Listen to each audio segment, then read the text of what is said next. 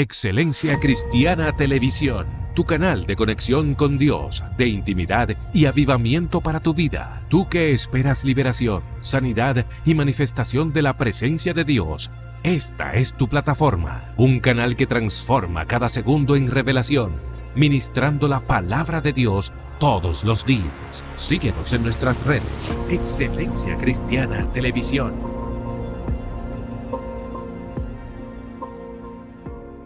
Saludos y bendiciones a todos. Qué bueno es estar en este lugar, en Zona Sobrenatural. Hoy me acompaña una figura, una persona que admiro, que quiero, que respeto, mi hermana y amiga. Dale tus datos, por favor, a nuestra gente que nos escucha, que nos ve. Buenos días, buenas tardes, buenas noches, dependiendo de la hora en la que usted vea este video. Yo soy Argelia Rodríguez y estoy feliz, muy complacida de poder estar aquí contigo, Malachis. Yo pensé que, dije Malachis, señores, porque eso es una historia larga, Pero Malaquías, muchas gracias por recibirme en este espacio. El honor de tenerte, tú sabes que es de nosotros. Bienvenida a la Zona Sobrenatural. Así que bueno, yo espero estar a la altura de la zona. Así es, por eso estás aquí, porque el Dios que te llamó es fiel y te colocó a la altura de esta zona sobrenatural. Qué bueno tenerte. Gracias. Tenemos un conversatorio y vamos a hablar con Argelia de unos temas interesantes. Ya tiene una trayectoria de vida profesional, ministerial, etcétera, que vamos a compartir hoy. Negocios, Argelia. Sí. ¿Los negocios de Dios o negocios de qué estamos hablando? Eso, qué buen punto tú has tocado, porque la gente cree que Dios no se mete en negocios, que a Dios no hay que introducirlo en los negocios y que nosotros tenemos dos vidas paralelas, una es nuestra vida secular y nuestra vida espiritual. Entonces nosotros separamos las cosas que son de Dios y las cosas que son cotidianas. Sin embargo, nuestra vida entera se desarrolla en la cotidianidad. Entonces no podemos esperar un momento para nosotros ser espirituales, sino que Dios debe de estar en nuestras vidas, en todas las áreas, en todos los momentos. Siempre debe de estar presente. Tú me pones a pensar en el niño perdido a los 12 años. El niño, el hijo de María, el hijo de Dios. Cuando aparece en el templo usa la palabra negocios específicamente, según la versión que tenemos de la Biblia Reina Valera. Él dijo, en los negocios de mi padre me es necesario estar. Sí, pero hay una eso tiene un contexto. Hay una definición que dice que negocios se traduce como no ocioso. Oh, interesante. No ocio. No lo ocio. contrario a la vagancia. Hay que estar activo, siempre haciendo algo. Interesante definición de negocios. Entonces, Dios se mete en los negocios, Dios se mete en todo, o Él no se mete. Nosotros debemos invitar a Dios. Invitarlo. Nosotros debemos de tenerlo presente, porque cuando nosotros nos está yendo mal, ¿qué hacemos? Acudir a Dios. Entonces, cuando nos está yendo bien, ¿por qué tenemos que decir? Porque Dios no se mete en eso. Ok. En los momentos buenos, en el tiempo bueno sacamos a Dios de nuestros negocios y en el tiempo que nos va mal lo queremos incluir. Claro que sí. Y pongan eso en oración de una vez. Eso es cierto. De una vez, una cadena de oración, vamos a orar, vamos a ungir este negocio, invitamos 2 o 3 gente porque esto hay que arreglar. Entonces en el tiempo bueno incluso dejamos hasta de dar y de ofrendar y de diezmar y de acordarnos la necesidad de los demás. Pero excluimos a Dios en el tiempo bueno. Qué interesante tema. Sí, eso es una de las cosas, pero ahí es que se muestra si nosotros realmente somos personas prósperas. Sí. Porque la gente próspera no deja de dar. Así es. La gente próspera, aunque tenga poco, porque el asunto no tiene que ver con abundancia no tiene que ver con si tengo mucho o poco. No, tiene que ver con principios. Es un corazón. Tiene que ver con realmente saber que no es tuyo, porque eso es importantísimo, saber lo que no es tuyo. Por cierto, Malaquías, no hablamos de que si yo en otro momento hay que hablar de equilibradamente feliz. Claro que sí, y tocaremos ese punto. Hay que hablar de que tiene que ver contigo como escritora, como analista, como conceptualista. Hablaremos de eso al final de esta entrevista. Señor. Pero yo quiero saber algo, Argelia, sobre ese tema que tú traes, porque parece un desprendimiento de una experiencia personal. O sea, cuando tú hablas de negocios en ese contexto, yo veo que tus ojos brillan y parece que es como una vivencia. ¿De qué me está hablando Argelia? No, porque mira, por ejemplo, yo siempre he sido inquieta. Siempre he sido inquieta. Desde antes de terminar la escuela, mi parámetro para saber qué iba a estudiar fueron qué yo puedo estudiar que me permita ser independiente, que no tenga que ser empleada necesariamente para poderlo trabajar. Entonces, siempre pensé en esas posibilidades, carreras que me permitieran eso, pero como quiera yo puse uno que otros negocios. Era una gente que yo pensaba una cosa en la noche y al otro día yo arrancaba. Una mujer que soñaba y materializaba al otro pero día. Al otro día. Pero eso está mal. Sin ninguna planificación. Si está mal uno durar mucho tiempo pensando una cosa, como reanalizando tanto, sí, también está mal lanzarse, porque dice en el libro de los Proverbios que la madre del error es la desesperación. Y eso es correcto, eso es así, es ser muy, muy apresurado en cualquier área de la vida. Exactamente. Entonces yo era así, y mientras Dios nos diga que no es que sí, yo para allá, para allá, para allá, y así, haciendo los cosas. Muchos intentos y los muchos fracasos. Exactamente, entonces se reúno. Después recibí una palabra abierta que dieron en la iglesia. Mira, que iba a haber gente que va a poner negocio y que Dios lo va a patrocinar. Aleluya. Sí. Y tú te enganchaste en una de esas palabras. Lo recibo. Malaquías. No pasó mes y medio y yo estaba abriendo una oficina. Wow. Sin dinero y ya sí. Pero. Enganchada en una palabra que entendiste que era tuya. Y fue así, porque yo no tenía dinero y apareció un local y apareció el dinero y apareció esto. Pero yo me desenfoqué. Porque yo dije, este local es grande.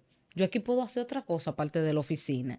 Y empecé a inventar y a coger préstamos y a comprar cosas hacer un negocio del que yo no tenía conocimiento realmente, para nada, absolutamente. Y fue ese negocio desplazando el primero, lo que yo había puesto según la palabra que había recibido. Y fue hasta que quedó sin nada. Y lo lindo del caso fue que a los 4 o 5 meses yo tuve que quitar todo. Dios.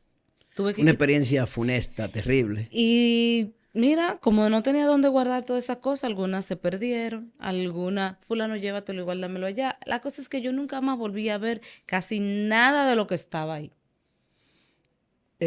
¿Cuál es el contexto o cuál es tu experiencia? ¿Qué sacas de ese? Ahí es donde va. Cuando yo me voy para mi casa, yo no brego más con negocio, yo me quedo tranquila, yo no voy a hacer nada más. Y me puse a estudiar el libro de Proverbios. La palabra de Dios. Me puse a estudiarlo, mira, y ahí todos los días el libro de Proverbios, y ahí aprendí realmente cómo desde la Biblia, cómo con la palabra nosotros poder aprender sobre negocio, aprender sobre administración, aprender sobre cómo comportarnos en el diario vivir, todo ahí fundamentado en la palabra. Wow, gloria al Señor. Desde el libro de los Proverbios. ¿Se puede ver entonces el libro de los Proverbios y la Biblia misma como una especie de consultor para buenos negocios? ¿Como un referente para que los negocios funcionen? Claro que sí. ¿Es recomendable? Pero todo lo que yo hablo es de negocio.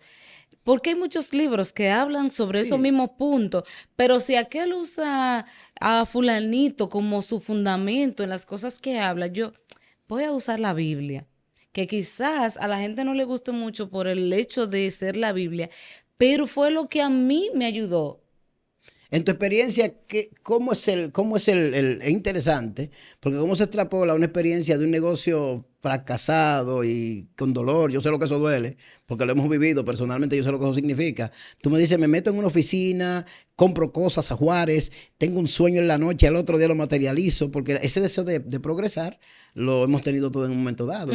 Y es difícil levantarse, déjame decirte, y retomar y acudir a la Biblia. Algo tiene que pasar en tu corazón para que eso pase. ¿Cuál es la experiencia de Argelia? ¿Cómo se da la extrapolación?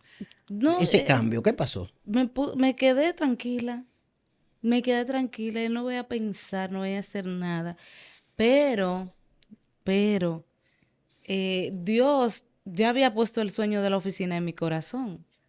El asunto es que un día, después de haber estudiado, llegar al libro de Proverbios, tienes que buscar algo que hacer y hacerlo bien, si quieres prosperar.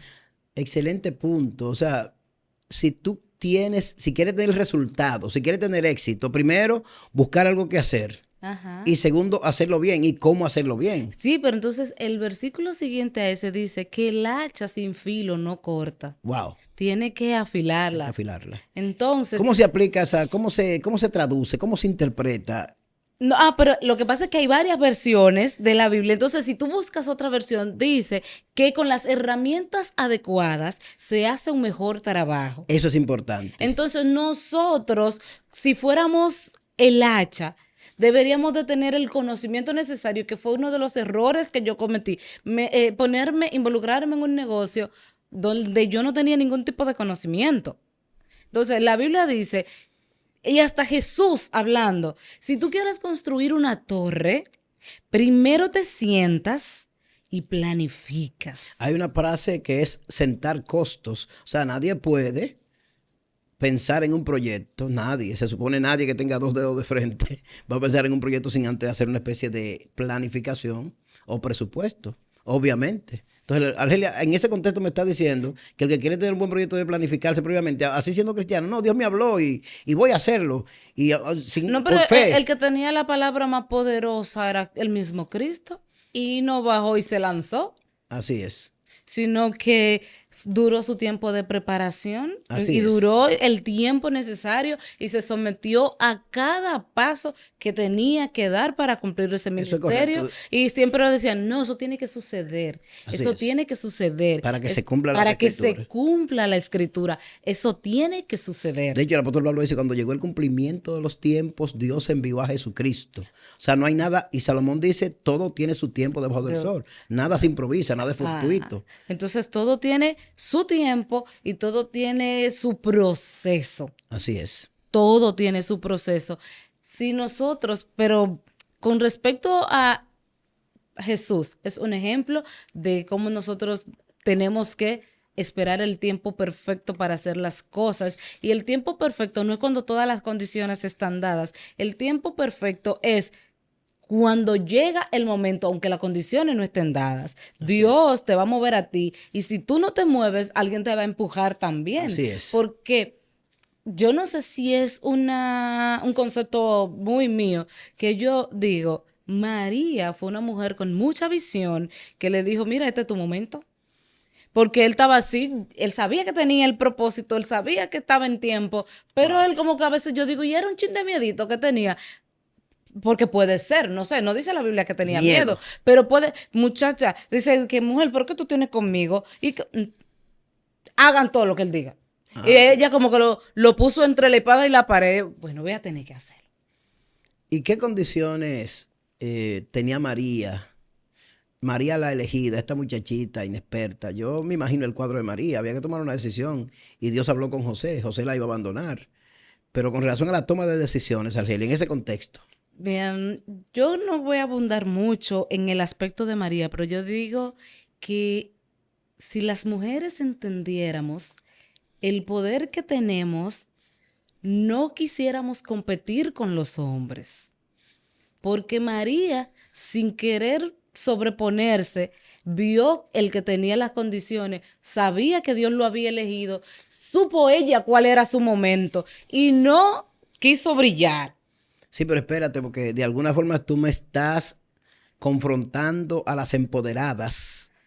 Por eso que te digo que no, voy a entrar mucho, no quisiera entrar en el asunto de las mujeres. Ya tú pisaste ese terreno. Estamos hablando de negocio. Estás pisando el terreno de las empoderadas y me está provocando, pero las mujeres empoderadas son mujeres de negocio, precisamente. Bueno. En la mayoría de los casos ella dice, estoy empoderada y voy a hacer y voy a tomar la decisión por encima de mi marido y voy a establecer y a romper y a hacer y a deshacer. Son empoderamientos modernos.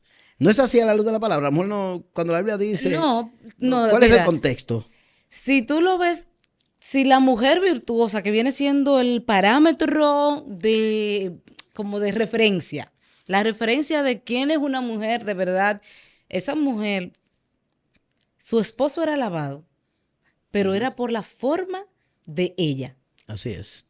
Sus hijos eran gente que estaban bien ubicados y eso era una mujer de negocio y eso era una mujer que estaba en lo de ella, pero no descuidaba lo de su casa. Y sin quitar la sujeción, su rol de ayuda idónea, sin todo lo contrario. Cumplía en todos de manera correcta, roles. coordinada con su marido. Cumplía en todos sus roles. Y por eso es que, ¿quién la hallará? Ese hombre que halló a esa mujer, que a ella, porque el detalle es que ahí es donde te digo que sin necesidad de competir, porque ella iba al lugar donde él trabajaba y le vendía también a los compañeros de él, claro. Pero él era alabado en las plazas. ¿Y por qué él era alabado en las plazas? Porque ese hombre andaba, ya tú sabes. Hay una anécdota interesante sobre Hillary y Bill Clinton en una estación de gasolina, creo, no sé si la leíste, si la viste, que Bill y Hillary en una estación, reitero, ella recibe la voz de su marido y le dice: tú eres la primera dama gracias a que te casaste con el presidente de los Estados Unidos. Y Hillary le dijo: no, tú eres el presidente de los Estados Unidos porque diste con una mujer como yo. O sea, son de las cosas. Por eso que te digo que la mujer necesariamente a veces, no es que no ocupemos o sí, ese no es el asunto aquí del primer lugar, sino que desde el lugar que estemos, cualquiera que sea, nosotras tenemos como el compromiso de ver para qué da. Eso es como la mujer que impulsa al hombre: mira, tú puedes hacer esto, porque una mujer es capaz de empoderar a un hombre a que sea grande, pero también es capaz de llevarlo a un punto que él se crea nada. Así es. Igual con los hijos. Entonces María yo la veo como en ese aspecto, que ella fue una mujer con tanta visión, con tanto liderazgo, que fue capaz de identificar el momento y decirle: sí, este es tu momento. Empieza a brillar. Ese punto es importante en los negocios, saber cuándo empujar a alguien. Por eso. Y cuándo saber que es mi tiempo de hacer negocio y cómo hacerlo. Cómo hacerlo. Y también parte de tu ser exitoso en un negocio es tú no querer hacerlo todo, no ocupar todos los espacios. Creo que me hablabas algo sobre Jacob y Abraham. No creo que fuera de cámara me hablabas. Sí. Eso es ya, primero, buscar algo que hacer y hacerlo bien. Lo segundo es tú empoderar a otros para que también hagan. Y lo tercero es dejar un legado. Interesante. Dejar un legado. Abraham, Isaac, Jacob, todos tienen un punto común, y es que todos trabajaban con estas cosas que tienen agua. ¿Cómo se llama esto? Pozos, se me fue el nombre. Y dice la Biblia que Jacob cavó un pozo, porque Abraham ya lo había cavado, pero habían unos que habían echado tierra. Sí. Y él fue y destapó ese pozo. Wow.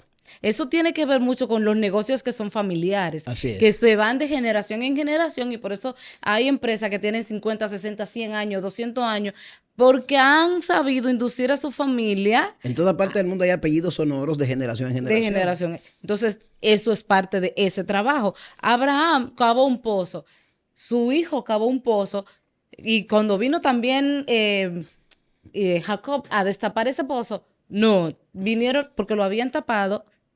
También vinieron y tuvieron problemas con él. Ese punto es importante con relación a lo que señala sobre las generaciones, que los hijos deben aprender en muchas ocasiones el negocio de los padres y deben preservar, cuidar y bien manejar las herencias, porque tenemos muchos casos de derroche y de destrucción de negocios de familia, porque los hijos agarran las riquezas que los padres construyen y la derrochan. Porque no le implantan el amor por el negocio. Entonces, pero fue a un tercer lugar y ahí cavó otro pozo y dijo: aquí podemos prosperar. Gloria. Aquí. O sea, a veces uno lo intenta una vez y lo intenta dos y lo intenta tres, y todas las veces que sea necesario intentarlo, lo intenta. Y llega un momento que aquí tú puedes prosperar, pero necesariamente no es por todos los intentos, sino porque a través de esos intentos tú vas aprendiendo, tú vas madurando, que fue una de las experiencias que yo tuve, que sí. Y se puede aprender de los errores en la caída se aprende. ¿Qué se aprende? De las cosas que salen bien es de lo único que uno no aprende. Así es. Pero después todo lo que sale mal, esa es la verdadera enseñanza. Ahí es donde uno aprende. Eso parece una contradicción, pero es así. No, de las cosas que salen bien uno no aprende nada. Punto. No hay nada uno que no aprender, aprende nada. Las mejores enseñanzas que uno tiene, tú sabes que compartimos la profesión, es cuando en un tribunal te devuelven un expediente. No, a eso le falta. Inadmisible. A eso le falta X, Y, tal cosa. Eso es una maestría, eso es un posgrado casi que uno hace. Ya eso nunca más se te olvida. Así es. Si hubiese salido bien, tú no sabes dónde quizás, o si te lo dejan pasar por alto, porque ahí es donde va también. A veces uno no aprende porque en vez de corregirte o de hacerte sentir mal, aunque sea en el momento, la gente te lo deja pasar y tú crees que tú estás bien. Así y no aprendes nada. Entonces, se puede intentar una vez, 2 veces, 3 veces, las veces que sea necesario. Lo más importante es aquí ver por qué no prosperó las veces que fracasamos. O sea, yo debo analizar cada caída de un proyecto, debo analizar en qué estoy fallando, qué me está faltando, en qué me estoy mal gerenciando, mal administrando. Mal administrando. Sí. Entonces, uno puede ser de tiempo, uno puede ser de gente que tú te rodeas, uno puede ser de poca planificación, otro puede ser porque lo haces. Tienes todo, pero no es el lugar adecuado. Tocaste un punto en esa lista de cosas. Dijiste gente que te rodea. O sea, yo como administrador o como gerente o como propietario, puedo tener personas inadecuadas. ¿Qué debo hacer con ellas? Porque son mis amigos, mis compañeros. Si yo entiendo que es por alguien, ¿qué debo hacer? Es difícil eso. Porque hay gente que tú la quieres mucho y la quieres contigo. Sí, pero eso se resuelve fácil. Solamente, vuelvo a la Biblia otra vez. ¿Cómo andarán dos juntos si no están de acuerdo? Puede ser mi amigo, te puedo querer, te puedo amar, pero si tú y yo no estamos de acuerdo en cuanto a la visión, al fundamento de lo que vamos a hacer, y cualquiera que sea el área de la vida, entonces no va a funcionar, está destinado al fracaso. Wow. Porque la gente tiene que tener la misma visión. Necesariamente podemos tener puntos encontrados en alguna área de la vida, pero en cuanto a lo que tú y yo vayamos a hacer juntos, en eso tenemos que tener la misma visión. Y si no, no va a prosperar. Porque las herramientas, parte de tener las herramientas adecuadas, es que tú te rodees de la gente adecuada para que puedas lograr lo que tú quieres. Eso es así. En tu experiencia me dijiste, tuve muchas caídas, hice muchos intentos. Bueno, no fue de que mucho, pero fueron unos cuantos. ¿Te golpearon algunos específicamente? No, mira, yo arrastré deudas hasta hace muy poco. Hasta hace muy poco arrastré deudas. Qué bueno. Y fue una de las cosas también que yo dije, hay cosas que hay que enfrentarlas. Con respecto a las deudas, a veces uno le anda huyendo a sus problemas. Y al final te alcanza, porque es tuya, eso anda contigo, o sea, eso está ahí. Y cuando viene a ver, no es tan grande como uno cree que es. Sí, después que la enfrentas te das cuenta que no es tan Goliat, como le pasaba a Saúl. Exactamente, no es tan Goliat como... Saúl lo veía, pero David, bueno, ¿quién es este incircunciso? ¿Qué es este? Mira la diferencia del contexto que le da David y el contexto que le da Saúl. Al gigante. Pero ahí es donde va, que eso tiene mucho que ver con nosotros, porque a veces nosotros maximizamos. Yo no puedo porque esto. El valor de las cosas según el lugar. Una copa, un vaso de agua en el desierto, no es igual que en la ciudad. Vale mucho más en el desierto. Eso es la ubicación de las cosas. Y tú la ves desde el desierto y dices, wow, el agua, vital, me muero sin agua. Pero aquí simplemente dame agua. Por eso es la importancia de la inteligencia emocional en cualquier aspecto de la vida. Y la Biblia está llena de eso, de gente resiliente. Amén. Que se sobrepuso. Así es. El mismo David que tú estás hablando. ¿Quién? Job. Sí. Súper resiliente. La Biblia está llena de gente resiliente. El mismo Jesús. Porque Jesús, tú sabes lo que tú estar haciendo una cosa para beneficiar a la mayoría y que esa gente venga y te ataque. Y a los mismos que tú decides redimir inicialmente, como dice Juan 1:12, a los suyos vino. Ajá. Y los suyos no les recibieron. Porque, mira, Jesús, si lo ponemos así, Jesús vivió todas las etapas que vive una persona, un emprendedor, podemos decirlo así. Jesús, tú pones un negocio y vienen tus mismos compañeros, tus mismos vecinos y dicen, pero fulano, yo a ti te vi, dime. Y este no es el hijo de... El hijo del carpintero. Este es el hijo de José y de María, los muchachos que arreglan muebles que están en la esquina. ¿Entendiste? Sí, la gente te subestima por tú. La gente te subestima. ¿Y quién tú eres? Y eso me acordó en una ocasión que yo le digo a una amiga, mira, yo voy a dar una conferencia, ¿tú crees que en tu iglesia podemos? Y me dijo, ¿y desde cuándo tú eres conferencista? ¿Desde cuándo? ¿Te subestimó? Exactamente, pero en el momento yo me sentí súper mal, y después que vi que Jesús dije, ¿y tú no eres el hijo de...? Y yo, conchale, si se lo hicieron al Hijo de Dios. Si se lo hicieron a Jesús, ¿por qué a mí no me van a decir? Tú no eres el hijo del carpintero y tú no eres el de Nazaret. Conocemos a sus hermanos y su madre anda por ahí. O sea, ¿quién es? O sea, tu familia. Sí. Tú te vas a lanzar, tú eres un cantante profesional, tú vas a hacer X, oye, cosa, pero ¿de dónde tú sales con eso? Así es. Cuando tú le dices logros a personas comunes, a personas simples, te subestiman. Entonces, a Jesús también le dijeron, ¿y de Nazaret puede salir algo bueno? O sea, de ese barrio. Tremenda sorpresa llevó Natanael cuando dijo eso. Y de ese barrio. Es lo mismo. Entonces Jesús, y después después la otra etapa es, no, tú eres fulanito, tú eres el Hijo de Dios. O sea, cuando vemos, podemos aplicar el contexto de esto, cuando vemos a alguien en una posición común, corriente, no podemos subestimarlo por lo que parece, porque no sabemos lo que hay en ese individuo o en esa mujer. Yo veo una muchacha así como tú, o como el productor, o como cualquier otro, y puedo subestimarlo por la apariencia, pero puede ser mucho más que lo que parece. En el entorno de alguien podrían juzgarlo sin saber lo que hay detrás. No, lo más sencillo es que uno lo que no debe es dedicarse a responderle a la gente que no está de acuerdo con tu visión. Así es. ¿Qué piensa la gente que yo soy? Esa tremenda pregunta de Jesús a sus discípulos. ¿Qué piensa la gente que yo soy? Bueno, tuviste la lista que le dieron sus discípulos que estaban con él. Entonces, que tú eres un Mesías, que tú eres un profeta, que tú eres tal cosa. Elías. Continúen, que tú eres el Hijo de Dios. Ve, aquí me detengo. Ahí está, exacto. Ahí me detengo. Correcto. Lo que pasa es que nosotros le prestamos demasiada atención a la gente que opina de nosotros lo que nosotros no somos. Así es. Y algo importante sobre Cristo, Jesús sabía quién él era y él estaba seguro de lo que vino a hacer. Entonces, la opinión de Pedro la ve como la revelación. No te lo reveló ni carne ni sangre. Exacto. Para entender a veces quiénes somos, alguien necesita tener información especial sobre nosotros, que Dios le hable o que nos conozca bien a fondo. Pero a lo que tú dices es importante, no tomar en cuenta las trompetas negativas que siempre habrá en tu entorno, con relación a tu negocio, con relación a tu vida. Siempre habrá gente que subestime lo que tú estás haciendo. Siempre. Y que quiera pisar tus proyectos. ¿Y desde cuándo tú? ¿Y desde cuándo? ¿Y quién te dijo a ti que tú eras? Exactamente. ¿Y a ti quién te está apoyando? Sí. ¿Y con quién tú cuentas? Así es. Como si los recursos de la tierra son los únicos. Así es. Y hay un recurso en Dios, en el cielo. No. Bueno, el Salmo dice, mi socorro viene de Jehová. Y David no es con espada. Ni con ejército. Y con el Santo O sea Espíritu. y mira que todo lo que hemos hablado, para que la gente vea que sí los negocios tienen que ver con la Biblia, todo lo que hemos hablado ha sido fundamentado en la palabra de Dios. En la Biblia hay de todo y para todos. Así es.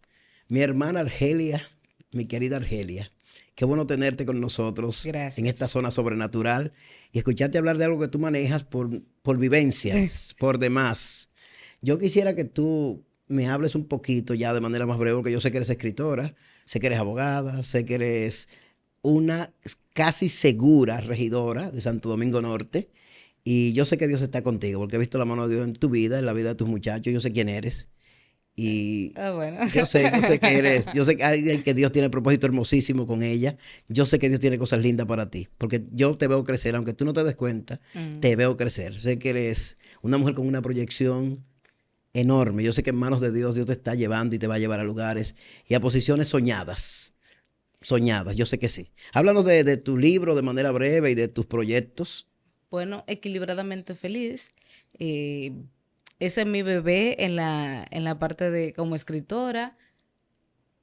Me encanta el libro, yo lo veo con ojos nuevos, de tiempo en tiempo yo me pongo y lo leo con ojos nuevos, sabiendo que como el gallo, que es parte de lo que siempre hablamos en la Biblia, que camina con excelencia entre el rey, entre el león, entre el carnero de la montaña, el gallo con sus delgadas patas, pero también está contado entre la gente que se atreve.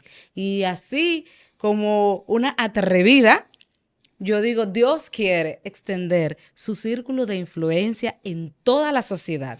Y obviamente que lo va a hacer a través de sus hijos. Aleluya. Eso es así. De la gente que se empodera de lo que tiene que empoderarse. Eso es así, es un empoderamiento correcto. De la gente que se atreve, de la gente que se para como David frente a la batalla y dice, ¿qué es lo que podemos hacer? Y con sus propias habilidades. Sí. Con sus propias habilidades, porque en esta decisión, en este atrevimiento, yo dije, bueno, yo cuento con los hermanos, cuento con la iglesia, cuento con el mensaje que yo tengo, que he aprendido desde la niñez, cuento con que yo siempre fui a la escuela dominical y todos los que estuvieron ahí conmigo, y después fui maestra de adolescentes, y a todos los que estuvieron en esa clase, hoy los veo permanecer en Cristo. Wow. Y yo digo, ese es el enfoque que podemos dar desde cualquier espacio de la sociedad para que las comunidades vuelvan a ser espacios donde usted no tenga miedo de criar a sus hijos. Gloria a Dios. Se sintió. Qué bueno, qué bueno. Entonces, qué bonito. Yo sé que hay un contexto de servir a Dios y servir a la gente, porque hay muchos temas con este tema de la política y hay muchas ideas a veces contradictorias, opositoras, pero ¿es la política una plataforma para servir a Dios y a la gente? ¿Se puede ver la política desde esa óptica? Bueno, en el libro de Primera de Crónicas 26-29 habla de otros trabajos fuera del templo. Y esa gente que trabajaba fuera del templo, que trabajaba en el servicio exterior, que trabajaba siendo juez y que trabajaba desde la política, eran también descendientes de Leví. Wow. La gente ha entendido que los descendientes de Leví, eso es lo que siempre nos enseñaron en todas las iglesias, que los descendientes de Leví estaban sirviendo a Dios en el templo, eran los que cantaban, eran los que ofrecían sacrificios, pero también entre los descendientes de Leví había gente que servía a Dios fuera del templo. Gloria a Dios. Que estaban siendo jueces y estaban en la política y estaban en el servicio exterior. Y yo digo, nosotros podemos servir a Dios fuera del templo, porque si no somos agentes pasivos y no agentes activos. Y Cristo estaba en todos los eventos sociales. Pero hay un miedo histórico de la iglesia evangélica con relación a participar, a concursar en temas de servicios públicos, políticas, regidorías, diputaciones. ¿A qué obedece eso? ¿A mitos, tabúes religiosos? ¿Cuál es el contexto de que un creyente no puede servir desde un gurú secular? Tú señalas un buen punto, un tema bíblico interesante, visto de una óptica muy, muy diferente. Pero tenemos gente que se opone tajantemente a no hagas política, eso no es de Dios. Pero porque debe ser una plataforma para servir la política, porque tú eres un funcionario, una funcionaria. Es que la política es buscar el bien común. Así, eso significa eso es política. Lo que la política, buscar el bien común.